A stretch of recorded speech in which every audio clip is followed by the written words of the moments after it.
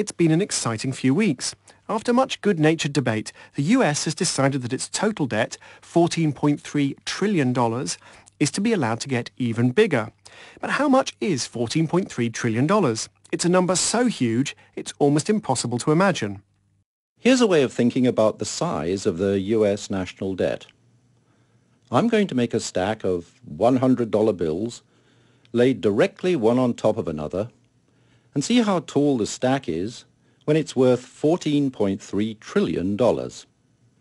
Each bill is 0.004 of an inch thick. Pretty thin. As the stack rises, we reach $1 million surprisingly soon, at 3 feet 4 inches. Continuing upwards, the amount of money in the stack of $100 bills has increased to $375 million by the time it's reached the top of the Empire State Building.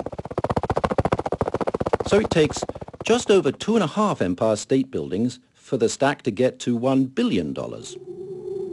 At the top of Mount Everest, 5.5 miles, the pile is worth $8 billion. The stack needs to go up to the height of 12.5 Mount Everests to reach $100 billion.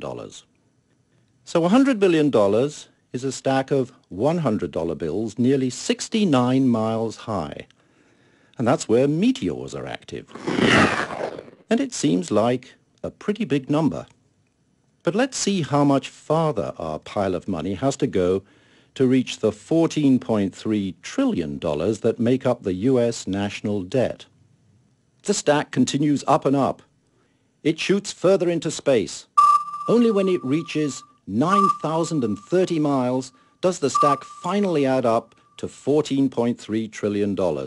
And that's a number so big that if some earthbound 14.3 trillionaire were to spend it at the rate of $1 million every day, it'd take him, well, presumably his heirs, just over 38,500 years to get through it all. And if we were to go back in history that many years, it was when Neanderthals were roaming the earth.